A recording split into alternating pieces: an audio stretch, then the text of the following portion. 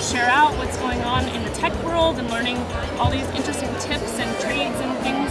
Jamboard was one of them. I think that is a really cool tool where you can have students share out ideas.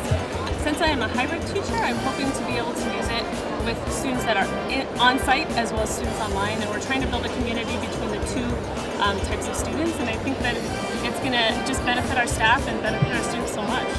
I'm a principal of a school, so I need to make sure that my school is up with the times and to develop a plan for technology in the future and how we can use it so that it's efficient, easy to use for the teachers. My favorite EdTech tool has to be the Maker Merge Cube.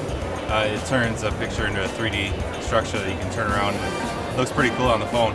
I would use it to explore architecture or biology or geology. You can use it in science and history. You can even use it in literacy, so overall a very good tool. That's why I'm here, to learn how to do those things.